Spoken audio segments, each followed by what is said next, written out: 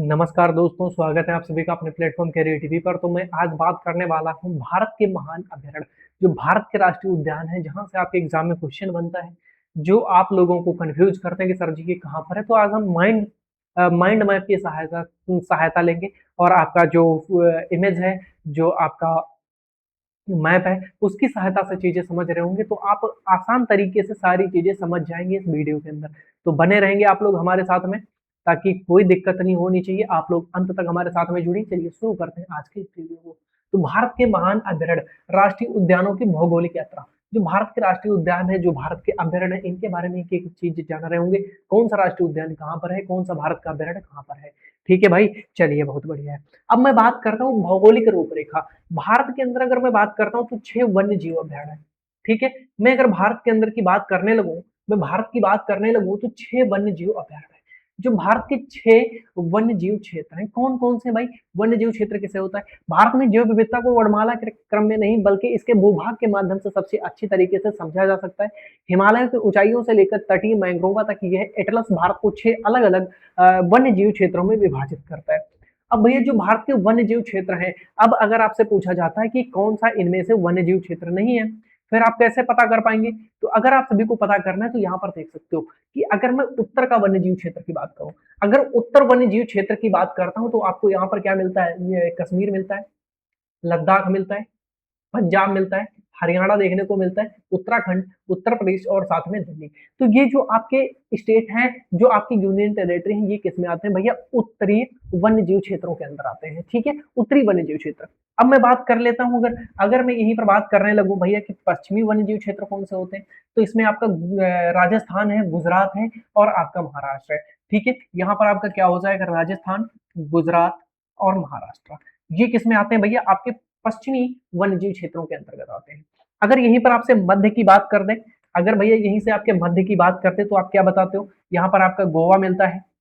ठीक है, कर्नाटक है आपका, केरल है, तमिलनाडु है, आंध्र प्रदेश है और आपका तेलंगाना है। ये क्या है भैया?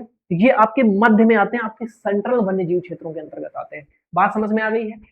तीसरी सबसे बड़ी बात, सॉरी, 1 मिनट यहाँ पर रुकना यार। ये जो आपके हैं ये मध्य में है। ठीक है, ये मध्य में, सॉरी, यहाँ पर आप देख सकते हो ये जो मैप बना हुआ है ये गलत बना हुआ है। मध्य के अंतर्गत आपके कौन से आते हैं भैया? मध्य, मैंने जो बताया वो गलत था अभी। ये जो मैंने बोले थे वो थे दक्षिणी, लेकिन मैं मध्य की बात कर रहा हूँ। वही मैं कंफ्यूज था कि बीच की चीजें मध्य में कैसे आ सकती हैं। तो भैया मध्य में कौन सा है? आपका मध्य प्रदेश है और आपका कौन सा? छत्तीसगढ़। मध्य प्रदेश और छत्तीसगढ़, जो आपके मध्य वन्य जीव क्षेत्र है उसमें आपका मध्य प्रदेश और छत्तीसगढ़ आता है।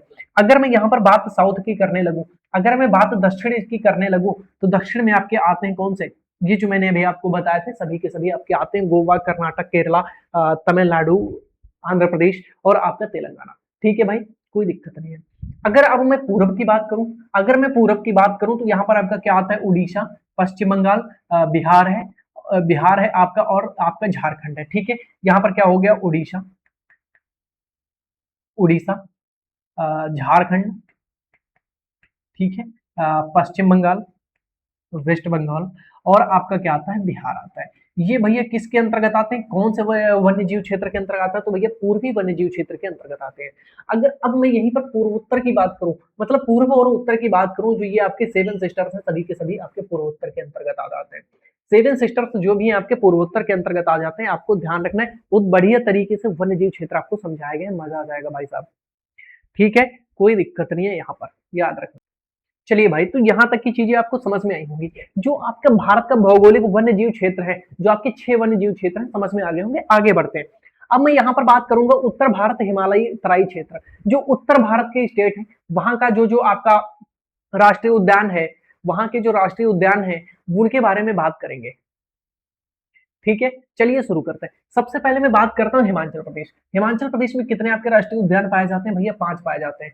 ठीक है, कौन सा? आपका ग्रेट हिमालयन, पिन वैली, खीर गंगा, इंद्र किला और सिम्बलवाड़ा। तो ये आपको याद रखना है, ये आपके कहाँ से संबंधित है? हिमाचल प्रदेश से संबंधित है। हिमाचल प्रदेश आपका कहाँ पर है? तो ये रहा जो आपका है हिमाचल प्रदेश, यहीं पर है। ठीक है, ये आपका क्या है? हिमाचल प्रदेश है, याद रखना है इसको। ठीक है, बात दूसरी आती है उत्तराखंड की भैया। उत्तराखंड की अगर मैं बात करने लगूं, उत्तराखंड की अगर बात करने लगूं तो क्या बताओगे, इसमें जिम कार्बेट है, राजा जी पार्क है, नंदा देवी पार्क है और वैली ऑफ फ्लावर्स। ठीक है, ये आपको याद रखना है। उत्तराखंड आपका कौन सा हो जाता है, ये आपका जो है वो क्या है, यूके है। इतनी बात समझ में आई। अब बात करते हैं भाई साहब हरियाणा की। बात कर लेते हैं हरियाणा। हरियाणा में क्या आप बताओगे, हरियाणा में आपका दो याद रखने, एक तो सुल्तानपुर एक कालेसर। ये आपका क्या है, हरियाणा है। आपको याद रखना है, एक सुल्तानपुर एक कालेसर है, आपको याद रखना है। अगर उत्तर प्रदेश की बात करें तो उत्तर प्रदेश में मात्र और मात्र एक है, जहां पे मैं रहता हूं, जहां से आपकी क्लास बनती है, लगभग वहां से 80 किलोमीटर की दूरी पर आपका स्थित है।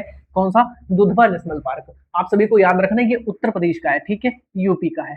ठीक है, यूपी में सिर्फ और एक राष्ट्रीय उद्यान है, कौन सा, ये है आपका दुधवा राष्ट्रीय उद्यान। अगर मैं वन्य जीव विहार की बात करता हूँ तो यहाँ पर एक वन्य जीव, सॉरी वो नहीं है, वो बहराइच के अंदर पड़ता है, कतरनिया घाट है।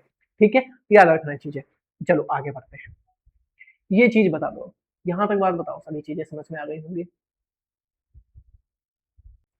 चलिए, तो यहाँ तक की चीजें आपको समझ में आ गई होंगी। मैंने क्या क्या बात कर ली, मैंने बात करी कहाँ की, उत्तर भारत की, जो हिमालय और तराई क्षेत्र थे, मैंने वहां की बात कर ली। और अब मैं बात करूंगा मध्य भारत। जैसे मध्य भारत में मैंने क्या बताया था, जो मध्य वन्य जीव विहार था, मध्य का जो था, जो बीच का हिस्सा था, मैं उसकी बात अगर करने लगूं, अगर मैं उसकी बात करने लगूं, ठीक है, अगर मैं उसकी बात करने लगूं, तो ये क्या है, अगर मैं उसकी बात करता हूं तो मध्य में कौन सा आपको देखने को मिलता है, आपको मध्य प्रदेश देखने को मिलता है और आपको छत्तीसगढ़ देखने को मिलता है। ठीक है, मध्य की बात करता हूं तो मध्य प्रदेश और छत्तीसगढ़। तो सबसे पहले अगर मैं यहाँ पे बात पकड़ूंगा किस चीज की, मध्य प्रदेश की, क्योंकि सबसे ज्यादा यहाँ पर आपके राष्ट्रीय उद्यान पाए जाते हैं, 9 राष्ट्रीय उद्यान। ठीक है, 9 राष्ट्रीय उद्यान या वन्य जीव विहार, सभी चीजें यहाँ पर पाई जाती है, 9। तो याद रखना, एक तो आपका कान्हा हो जाता है, सतपुड़ा, माधवगढ़, बांधवगढ़, पन्ना, वन विहार, पेंच, संजय राष्ट्रीय उद्यान और कूनो राष्ट्रीय उद्यान। तो ये जो 9 राष्ट्रीय उद्यान है, ये आप सभी के कहां पर पाए जाते हैं, मध्य प्रदेश के अंतर्गत पाए जाते हैं। अब भैया मैं बात करता हूँ इस वाली लाइन पे जो आए हैं छत्तीसगढ़ से। छत्तीसगढ़ में आपको 3 याद रखने, एक तो आपका इंद्रावती है, कांगेर घाटी है और गुरु घासीदास को आपको याद रखना है, सबसे इंपॉर्टेंट है। ठीक है, सबसे इंपॉर्टेंट, सबसे इंपॉर्टेंट गुरु घासीदास हो जाएगा, याद रख लेना भाई, आईएमपी मैंने लगा दिया वहां पर। आगे बढ़ते हैं भैया अगले पर। अगर मैं यहाँ पर आप सभी से बात करने लगूं, अगर यहाँ पर मैं आप सभी से पढ़ने लगूं कि पश्चिम भारत, भैया पश्चिम भारत में मैंने क्या क्या बताए थे, पश्चिम भारत में आपको कौन कौन से बताए थे, यही 3 बताए थे कि नहीं, पश्चिम भारत में मैंने यही 3 आप सभी को बताए थे कि नहीं।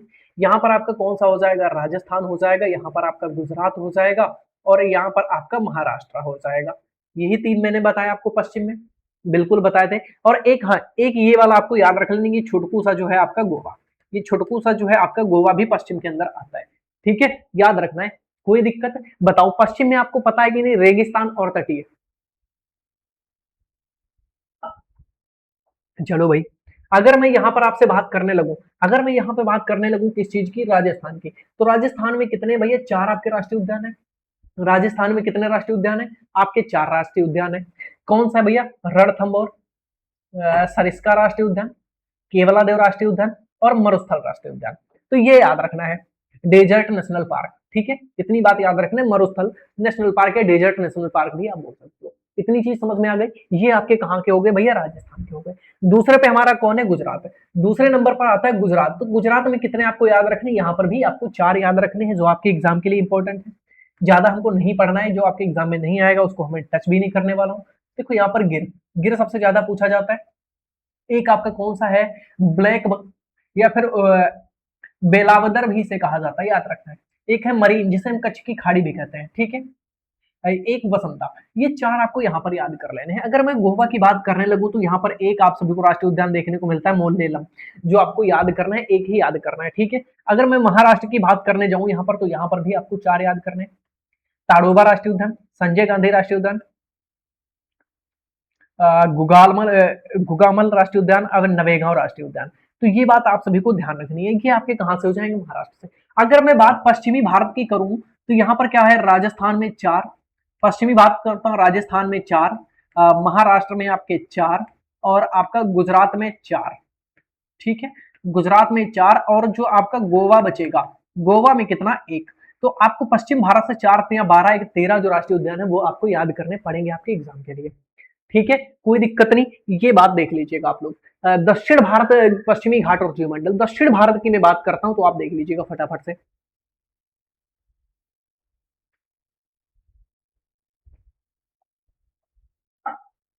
आप दक्षिण भारत के अगर राष्ट्रीय उद्यान एवं जैवमंडल की बात करने जाते हैं तो हमको सबसे पहले क्या देखने को मिलता है दक्षिण में? केरल। ठीक है भाई। मैं अगर केरल की बात करने लगूं, अगर मैं यहाँ पर केरल की बात करूं तो केरल में हमको 6 पढ़ने होते हैं। कौन सा? पेरियार राष्ट्रीय उद्यान, साइलेंट वैली, पंबादुम 16 और मट्ठीकट्टम 16, अन्नाईमुड़ी 16 और एराविलम। ठीक है, तो ये जो 6 हैं आपके कहाँ से संबंधित है भाई? केरल से संबंधित है। तो फटाफट से आप लोग वीडियो को नीचे बता दो कि सर जी सभी की एक एक ट्रिक वाला वीडियो बना दीजिए, मैं शॉर्ट वीडियो डलवा दूंगा अपने यूट्यूब चैनल पर। अगर आप लोग 50 से कम कमेंट करते हो तो मैं वीडियो नहीं डलाऊंगा। अगर आपको इनकी शॉर्ट ट्रिक चाहिए तो 50 कमेंट कर दो भैया शॉर्ट ट्रिक के लिए, मैं आपको वीडियो प्रोवाइड करा दूंगा विद शॉर्ट ट्रिक के साथ में। ठीक है, मैं 28 दिन का टारगेट बनाऊंगा, हर दिन आपको एक शॉर्ट वीडियो मिलेगा, हर स्टेट के जो आपके राष्ट्रीय उद्यान है शॉर्ट के माध्यम शॉर्ट जो आपकी शॉर्ट ट्रिक है जहां से आप याद कर सकते हो वहां से याद हो जाएगा। इसके लिए आपके लिए चैलेंज है कि आपको 50 कमेंट पूरे करने होंगे। 50 कमेंट आप लोग पूरे कर दीजिए। ठीक है भाई, चलिए बहुत बढ़िया, कोई दिक्कत है? अगर आपको शॉर्ट ट्रिक चाहिए 50 कमेंट याद रखना है आपको। अब दूसरी बात मैं करता हूँ तमिलनाडु, जो सबसे नीचे आपका स्थित होता है तमिलनाडु। ठीक है, यहाँ पर मुद्दुमलाई, कुकुर्थी, इंदिरा गांधी जिसे हम अन्ना मलाई के नाम से जानते हैं। ठीक है, gulf of Mannar, gulf of Mannar याद रखना है। फिर बात आती है भैया इसके ऊपर जाते हैं, सबसे ऊपर ये वाला जो आपको दिख रहा है ये तेलंगाना है आप सभी का। यहाँ पर क्या है? कासू ब्रह्मानंद रेड्डी, महावीर हरिड़ा और मृगवीरा। ठीक है, उसके बाद में मैं कर्नाटक की बात करूं, ये आपका जो है ये कौन सा कर्नाटक है बताओ? ये वाला जो है आपका ये कर्नाटक है और ये केरला है, ये आपका महाराष्ट्र है, तो इसके पहले पढ़ चुके हैं। अब मैं कर्नाटका की बात करता हूँ, यहाँ पर आपका बांदीपुर मिलता है, बनेर से टट्टा मिलता है, अंसी काली मिलता है आपका, नागरहोल राष्ट्रीय उद्यान और केंद्रमुखी राष्ट्रीय उद्यान। याद रखना है कि नहीं याद रखना है बताओ? अगर नहीं याद करना क्लास छोड़ के चले जाओ तुम। ठीक, देखो आंध्र प्रदेश की अगर मैं बात करने जाता हूँ, ये आपका आंध्र प्रदेश है। ठीक है, यहाँ पर श्री वेंकटेश्वर आपको राष्ट्रीय उद्यान मिलता है और पापीकुंडा राष्ट्रीय उद्यान देखने को मिलता है। भाई मैंने फिर बोल रहा हूँ, अगर आपको शॉर्ट ट्रिक चाहिए, शॉर्ट ट्रिक चाहिए तो आपको 50 कमेंट कराने होंगे वीडियो के ऊपर, चाहे आप करो चाहे अपने दोस्तों के साथ में कराओ, कराओ 50 कमेंट। चलो आगे देखते हैं। ये चीज बता दीजिएगा आप, ये आपको समझ में आ रहा है क्या? ये कहाँ के हैं? पूर्वी भारत के हैं भाई, ये पूर्वी भारत के हैं, आपको जो याद करने हैं।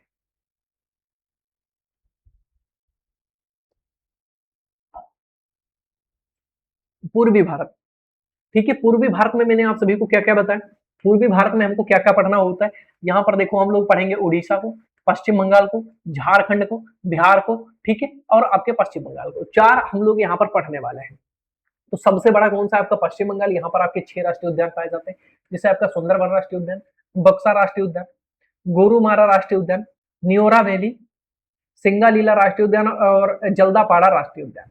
तो ये याद रखने आपको कहाँ से हो जाते हैं? बंगाल से हो जाते हैं। अगर मैं यहीं पर उड़ीसा की बात करने लगूं, अगर मैं उड़ीसा की बात करने लगूं तो यहाँ पर आपको सिमलीपाल राष्ट्रीय उद्यान और भीतरकनिका राष्ट्रीय उद्यान देखने को मिलता है। अगर बिहार की बात करूं तो यहाँ पर सिर्फ और सिर्फ वाल्मीकि राष्ट्रीय उद्यान पार्क एक देखने को मिलता है, याद रखना है। अगर झारखंड की बात करूं तो यहाँ पर एक मिलता है, कौन? बेतला राष्ट्रीय उद्यान मिलता है, बाकी चीजें नहीं मिलती है। ठीक है, चलो अब मैं बात करता हूँ पूर्वोत्तर भारत। जो मैंने पूर्वोत्तर भारत का बताया था, यहाँ से जो आपकी 7 सिस्टर्स होती है सभी के सभी इसमें आ जाती है, पूर्वोत्तर से में, पूर्वोत्तर भारत में सभी के सभी इसमें आ जाते हैं। ठीक है, चलो याद करते हैं, याद करते हैं इसमें। देखो यहाँ पर जैसे कि मैंने बात करी किस चीज की? असम की। सबसे पहले मैंने बात करी असम की। असम में कौन सा? आपका काजीरंगा, मानस, नामेरी, औरंगा और डिब्रू सैखोवा। ये चीजें आप सभी को देखने को मिलती हैं, ये आपको राष्ट्रीय उद्यान देखने को मिल जाते हैं, आपके एग्जाम की दृष्टि से इंपॉर्टेंट है। ठीक है, अब यहाँ पर बात कर लो, यहाँ पर बात कर लो अरुणाचल प्रदेश की। भाई अरुणाचल प्रदेश जो आपका सबसे यहाँ पर ये वाला दिख रहा है, ये आपका अरुणाचल प्रदेश है, ये आपका असम रहता है। ठीक है, अरुणाचल प्रदेश में नामदफा राष्ट्रीय उद्यान और माइलिंग राष्ट्रीय उद्यान है, याद रहेगा, बहुत बढ़िया। अब मैं बात करूं मेघालय, मेघालय कहां पर है इसमें बता दो आप सभी। ठीक है, यहाँ पर कौन सा मिलता है? नोकरेक और बल्पाक्रम। अगर मैं त्रिपुरा की बात करने लगूं, त्रिपुरा की अगर मैं बात करने लगूं तो त्रिपुरा इसमें कहां पर है ये भी आप सभी बताओगे भाई। त्रिपुरा कहां पर है? त्रिपुरा में कौन सा? क्लाउडेड लेपर्ड आपको मिलता है और राजबाड़ी आप सभी को देखने को मिलता है। ठीक है, उसके बाद मणिपुर, मणिपुर में एक आपको देखने को मिलता है केबुल लामजाओ, और यहीं पर क्या है? विश्व का एकमात्र तैरता हुआ पार्क। ये क्या है? विश्व का एकमात्र तैरता हुआ पार्क, याद रखना है, विश्व का एकमात्र तैरता हुआ राष्ट्रीय उद्यान, तैरता हुआ राष्ट्रीय उद्यान किस उसमें है, किस झील में है, ये बात आपको बतानी है। ये जो केबुल लामजाओ है, तैरता हुआ एकमात्र पार्क है, वो किस झील के अंदर स्थित है, ये बात आपको कमेंट में बतानी है। मिजोरम की बात करते हैं, यहाँ पर फावंगईपुई, नागालैंड में इंटांकी, और सिक्किम के अंदर चेंदजोंग आपको जो राष्ट्रीय उद्यान है वो आप सभी को देखने को मिलता है। तो मैंने इसको क्या किया था भैया, इसको 9 भागों में डिवाइड किया था। ठीक है, जो भारत था इसको पूरे भारत को मैंने 9 भागों में डिवाइड किया। सारी चीजें आपको सभी को समझ में आ रही होंगी। अगर मैं घनत्व के हिसाब से बात करूं, अगर मैं जो राष्ट्रीय उद्यानों का विवरण है, अगर मैं इसको घनत्व के हिसाब से बात करता हूं, तो सबसे ज्यादा घनत्व कहां पर है? घनत्व के हिसाब से अगर मैं बात करने लगता हूं, तो रैंक 1 पर कौन सा आता है? आपका मध्य प्रदेश आता है, जहां पर 9 राष्ट्रीय उद्यान है। ठीक है, मध्य प्रदेश के अंदर 9 राष्ट्रीय उद्यान या फिर पार्क है, जो घनत्व के माध्यम से सबसे ज्यादा है। दूसरे नंबर पर कौन सा आता है? आपका दूसरे नंबर पर है आता केरल, और साथ में कहीं कहीं पर आपको पश्चिम बंगाल मिलता है, क्योंकि यहाँ पर 6 राष्ट्रीय उद्यान आप सभी को देखने को मिल जाते हैं। रैंक 3 की अगर बात कर लेता हूं, कर्नाटक में 5 राष्ट्रीय उद्यान है। ठीक है, असम में भी 5 है, और हिमाचल प्रदेश में भी 5 है। तो यहाँ पर भी तीसरे नंबर पर 3 है, दूसरे नंबर पर 2 है, पहले नंबर पर आपका मध्य प्रदेश से याद रखना है। ठीक है भाई। जबकि मध्य भारत, विशेषकर मध्य प्रदेश में पार्कों की सबसे अधिक सघनता है। पूर्वी और पश्चिमी घाट जैव का विविधता का छोटे लेकिन अत्यधिक महत्वपूर्ण हॉटस्पॉटों में रूप में काम करते हैं। जो आपके पूर्वोत्तर के हैं, जैसे कि पूर्वोत्तर में अभी मैंने आपको कौन से बताया, ये वाले जो हैं, ठीक है, ये सबसे इंपॉर्टेंट रहते हैं, आपके एग्जाम में पूछे जाते हैं। और सबसे ज्यादा जो ये है आपका केबुल लामजाओ है भाई, केबुल लामजाओ, ये सबसे ज्यादा आपके एग्जाम में पूछा जाने वाला है।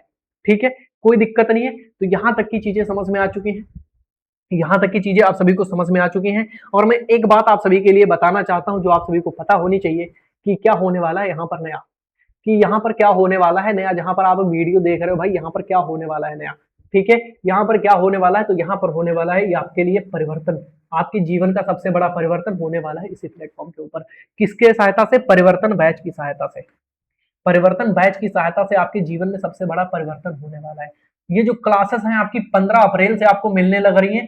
टीचर सेंट्रो आपका 12 अप्रैल को होने वाला है, तो आप लोग 12 अप्रैल को हमारे साथ में नहीं जुड़ना नहीं भूलेंगे, क्योंकि 15 से आपकी क्लास स्टार्ट है। तो भैया उससे पहले आप सभी को पता होना चाहिए कि हमारा जो टीचर है जिससे मैं पढ़ने जा रहा हूँ कैसा है, क्या क्या उसकी क्वालिफिकेशन है। ये जो है आपके लिए एकदम फ्री रहेगा। यहाँ पर जो सर्टिफिकेशन मैंने बोला है 100% सर्टिफिकेशन तो आपको मिलेगा। आप इससे संतुष्ट रहेंगे कि मैं ऐसी कोशिश कर रहा हूं कि ये जो हमारा बैच रहेगा परिवर्तन बैच, ये फुल्ली यूपीपी को टारगेट करके बनाया गया है। हमारा 15 अप्रैल से शुरुआत होगा, लगभग लगभग हमारे पास 50 दिन का समय होगा भाई, 50 दिन का समय होगा। क्योंकि आपके 15 दिन तो अप्रैल के हो जाएंगे, अप्रैल के बाद हमें मई आता है 31 दिन का, और 7 दिन उधर मिलेंगे। ठीक है, हमें 53 दिन का समय मिल रहा है टोटल, हमें 53 दिन का समय मिल रहा है अपने 15 तारीख से। तो मैं 53 दिन में आपका जो सिलेबस है ना, जो आपका सिलेबस है सारा सिलेबस खत्म कर देंगे। इसके माध्यम से यहाँ पर आपका जीएस का पोर्शन जो है वो 3 सर लोग मिलकर पढ़ाने वाले, रीजनिंग आपको 2 सर पढ़ाएंगे, हिंदी भी आपको 2 टीचर्स कवर कराएंगे। एक सर आपको थ्योरी करा रहे होंगे, दूसरे सर में आपको प्रैक्टिस सेट करा रहे होंगे। रीजनिंग में क्या होगा, ये जो आपके 2 सर रहेंगे वो भी आपको रीजनिंग के दोनों लोग प्रैक्टिस सेट कराएंगे। आपको याद रखना, एक वर्बल लेके चलेंगे, एक सर नॉन वर्बल लेके चलेंगे। जहां पर जो चीजें आपके लिए इंपॉर्टेंट हो सकती थी मैंने सभी चीजें करी हैं। तो आप लोग भैया इससे जुड़ने के लिए आपको क्या करना है, चैनल कैरियर टीवी चैनल को सब्सक्राइब करना है, वीडियो को लाइक करना है, और चैनल का बेल आइकन ऑन कर लेना है, ताकि आने वाली हर वीडियो की नोटिफिकेशन आपको मिले। जैसे ही परिवर्तन बैच की पहली क्लास आए आपको सबसे पहले मिल सके। ठीक है, तो मिलते हैं ऐसे ही किसी एक इंफॉर्मेटिव वीडियो के साथ में, तब तक के लिए जय हिंद, जय भारत।